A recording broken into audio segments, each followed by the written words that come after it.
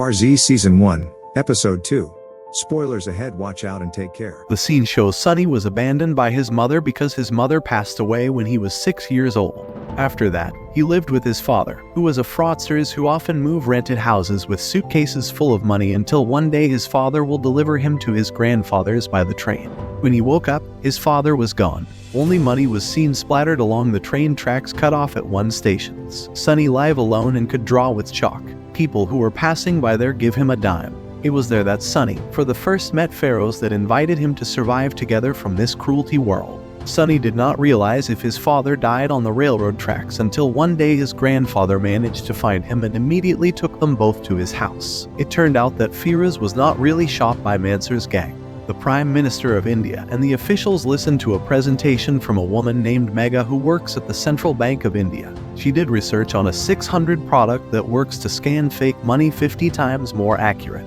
But these officials are busy with their respective gadgets, as if not so important. And then Michael came to see the presentation with this latest technology. Megha said it can be used by using a mobile phone and downloading the application on the Play Store. But the Prime Minister did not welcome the work of his nation's person. Michael asking the Prime Minister to form a special team unit in combating the counterfeit money mafia, again and again. He did not want to take care about it because for him elections are much more important virus. And on these shows, the fake money to his grandfather, just like he sells in illegal weapons. If they didn't want to be caught, the grandfather told them to sell the counterfeit money. And they kept using real money on these, asking for managers' help again in order to bring Sonny and Firoz to the mafia boss who was willing to buy those counterfeit money. Initially, this mafia refused because he did not want to be caught. But after challenge to distinguish between real money and counterfeit money, finally, this mafia wants to buy it half-heartedly. He ordered 4 billion counterfeit money that Sonny had to produce. The problem is Sonny has to buy paper, printers and dryers to produce it. Meanwhile, Michael does not run out of idea to seek the Prime Minister's approval to form his special unit. He sent a file with sensitives of a high-ranking Indian official to pressure him. Yasser found an aide's paper picture of money that he concluded that Sonny would make counterfeit money. Sonny reassures Yasser what he did was to save this printing house and his poor grandfather. Sonny then shows the counterfeit money who may buy him. After Yasser was surprised, he took him to the restaurant and immediately used the fake money to pay for it. Yasser initially panicked, but it turned out that the restaurant owner was fooled by his fake money. Yasser finally agreed to help Sonny, but he needed new printers, cutting machines and drying machines, including other materials. After lobbying loan sharks, Sonny Garman, but he only had 1 month to pay it off. If it fails, his house will be confiscated based at India's central bank.